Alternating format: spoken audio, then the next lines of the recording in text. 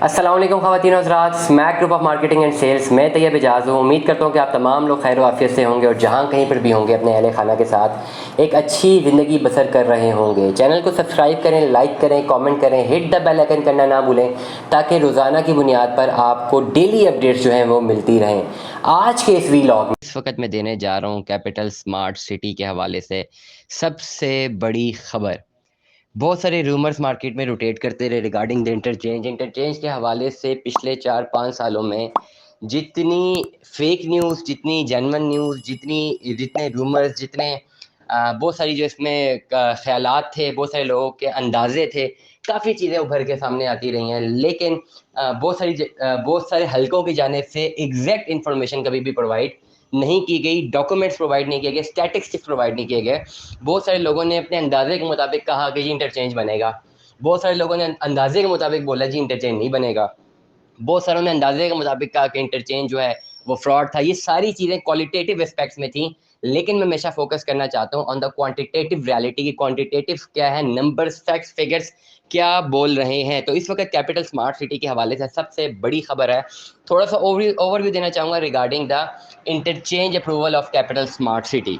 पहले फेज़ में capital smart city का ऑलमोस्ट जो एनओसी था वो 7,500 केनाल के हवाले से था। उसके बाद 16,500 अप्रॉक्सीमेटली है, टोटल 25,000 केनाल का इनका एनओसी अप्रूव हो चुका हुआ है। अप्रूव होने के बाद इन्होंने बाकायदा जो टर्म्स एंड कंडीशंस थी, जो अपना लैंड एक्वायर करके एनएचए को दिया है, प्लस उसकी फ़ीस अलग से जमा कराई है। It is a concept of करोड़ों या अरबों रुपए तक की ये फ़ीस अदा की गई है।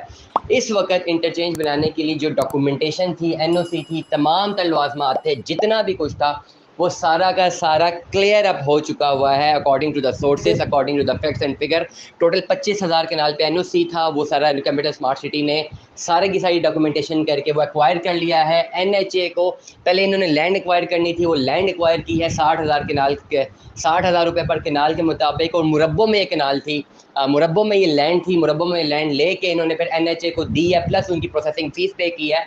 ये सारा का सारा प्रोसेस करके कैपिटल स्मार्ट सिटी की मैनेजमेंट ने, कैपिटल स्मार्ट सिटी ने अपना जो है अपने स्मार्ट सिटी को M2 मोटरवे से जो इंटरचेंज बनाने का जो ख्वाब था, जो मंसूबा था, उसकी तमाम तर डॉक्यूमेंटेशन कंप्लीट करके डिलीवर कर दिया है।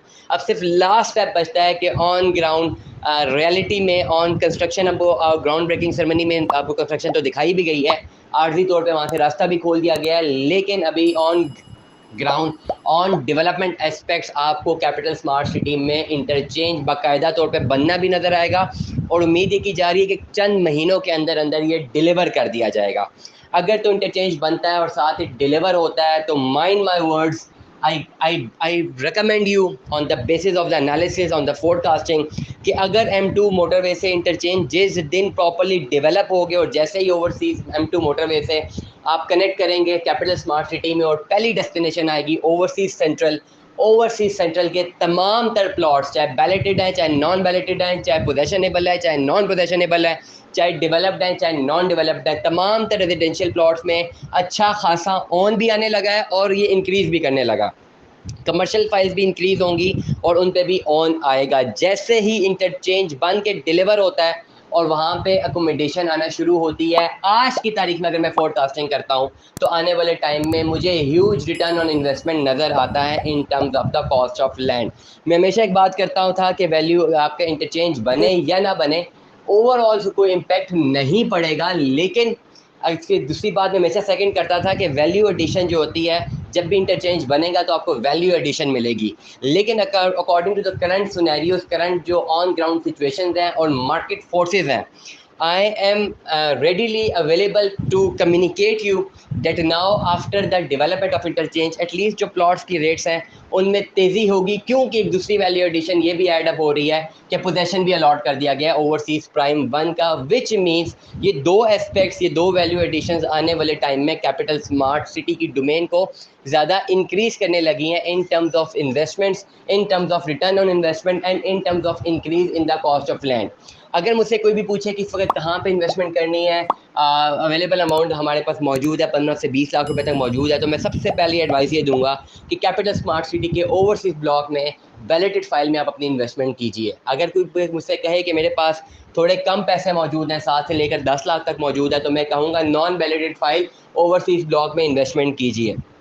करंटली अगर मैं सिनेरियो की बात करता हूँ, DHA9 की अगर मैं बात करूँ आपको, DHA9 जो है कैपिटल स्मार्ट सिटी के बाद बन रहा है और वहाँ पे एक्सपेक्टेड जो वैल्यू आ रही है वो कम से कम 2 से 2.5 करोड़ पे आ रही है एक प्लॉट की।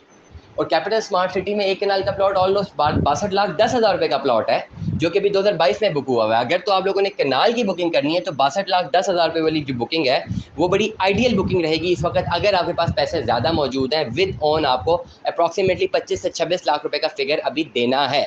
अगर आप इसमें ओवरसीज प्राइम 2 में अपनी फ्रेश बुकिंग करवाते हैं तो ओवरऑल 95 लाख रुपए का प्लॉट है।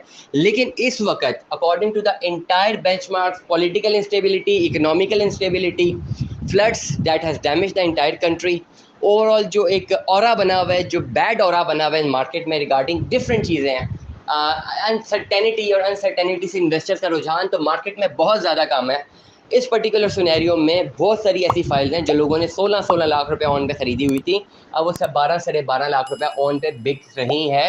ये इन्वेस्टमेंट अपॉर्चुनिटी उन तमाम लोगों के लिए जिन्होंने अभी इन्वेस्टमेंट्स करनी है, जो ऑलरेडी कर चुके हुए हैं, उनसे मेरी यही एडवाइस है कि आपने अपने प्लान को परस्यू करना है। बेशक आपने 16 लाख रुपए ऑन पे भी ले लिया हुआ है, कहीं से भी लिया हुआ है, आप इसको परस्यू करें, लॉन्ग रन में जाएं। ये जो 4-5 लाख का डिफरेंस है, ये लॉन्ग रन में जैसे ही आपको पोजीशन मिलता है, ये अच्छे खासे पैसों से आपको कवर दे के जाएगा। और अगर ये ऐसा कहना गलत है तो जिन लोगों ने 19 लाख की फाइल ली थी 5 मरले की, मैं हमेशा पिछले 6 महीने से उनको भी यही कह रहा था कि आप फाइल को होल्ड करें। अब जब पोजीशन अलॉट हुआ तो उनको आराम से 10 से 12 लाख रुपए का मार्जिन मिल गया। 19 लाख रुपए उन्होंने फाइल बुक कराई थी, अब 28-29 लाख रुपया प्लॉट का रेट है। अगर वो सस्ता भी बेचे, फ़ौरन 24-25 का भी बेचे तो बिक जाएगा। इस पूरे सिनेरियो में भी उनको 5 से 6 लाख रुपए का कुशन मौजूद है। इट मीन्स कि जब आप अपनी रियल एस्टेट में इन्वेस्टमेंट करते हैं, शॉर्ट टर्म में आपको बेनिफिट नहीं होता तो लॉन्गर रन में आपको बेनिफिट हो जाता है। It just a game of time and space. बाज़ लोगों में, बाज़ चीज़ों में आप इन्वेस्टमेंट करते हैं, वो फ़ौरन रातों रात जो है लाखों रुपये आपको फ़ायदा दे जाती है। बाज़ रियल एस्टेट की प्रॉपर्टीज़ नहीं देती, लेकिन वो लॉन्गर रन में दे जाती हैं। हमेशा ज़रूरी नहीं होता कि शॉर्टर रन में आपको फ़ौरन फ़ायदा हो, किस्मत बहुत अच्छी हो तो हो जाता है, लेकिन लॉन्गर रन में भी लोगों को फ़ायदा हमेशा हुआ है। अगर शॉर्ट रन में नहीं हुआ, लॉन्ग रन में हो जाता है। इसीलिए कैपिटल स्मार्ट सिटी एक सेफेस्ट इन्वेस्टमेंट है, एक अच्छी अपॉर्चुनिटी है। अब भी आप इन्वेस्टमेंट करें ओवरसीज़ में, ओवरसीज़ ब्लॉक में इन्वेस्टमेंट करें। This is the right time, this is the right choice for investment, क्योंकि इस वक्त मार्केट डाउन है, बहुत कम रेट पे आपको कोई भी चीज़ आसानी मिल जाएगी। लेकिन आने वाले टाइम पे इंटरचेंज की डेवलपमेंट, इंटरचेंज बनने के बाद वैल्यू एडिशन में 2 ब्लॉक डिलीवर होते हैं, पोजेसन आते हैं, कंस्ट्रक्शन होती है, मैसिव चीज़ें होती हैं, जिसकी वजह से कॉस्ट ऑफ लैंड बढ़ेगी। क्योंकि मार्केट में इंस्टेबिलिटी शॉर्ट टर्म के लिए है। हाउसिंग की डिमांड तो वैसे ही बढ़ रही है, हाउसिंग की डिमांड कम तो नहीं हुई, हाउसिंग की डिमांड तो वैसे ही बढ़ती जा रही है। तो इस तरह के पर्टिकुलर सिनेरियो में हाउसिंग की डिमांड जब तेज़ी से बढ़ रही है, तो जब तक सप्लाई कम है तो कॉस्ट ऑफ लैंड ने तो बढ़ना ही बढ़ना है। शॉर्ट टर्म में ज़रूर वेरिएशंस आ जाएंगी। बहुत सारे लोग जो हैं, पॉलिटिकल इंस्टेबिलिटी है, बहुत सारे लोग मिस्टर ए की तरफ हैं, बहुत सारे लोग मिस्टर बी की तरफ हैं, जिसकी वजह से एक क्लैश आया हुआ है। स्टॉक मार्केट अलग से बिहेव कर रही है। अभी कल फाइनेंस मिनिस्टर भी चेंज हुए ही नहीं है, खाली लैंड किया उन्होंने, what's ever the things are, dollar 4-5 रुपये गिर गया। नो, ये मार्केट फोर्सेज हैं, मार्केट फोर्सेज अनस्टेबल रहती हैं। सोना कल 12,000 रुपये फ़ौरन से गिर गया, 54,000 रुपये पे जा रहा था, 42 पे आ गया, अचानक लोगों को लाखों का नुकसान हो गया। जिन्होंने, तो मैंने कल खुद एक अपने दोस्त को मेट के से अच्छा खासा पैसा इन्वेस्ट किया हुआ था सोने में, नुकसान हो गया। तो चीज़ें होती हैं, things do work like that, ऐसा होता है।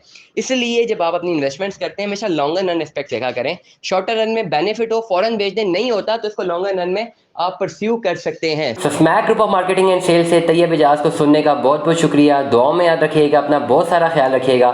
Stay tune with us. अल्लाह हाफिज़।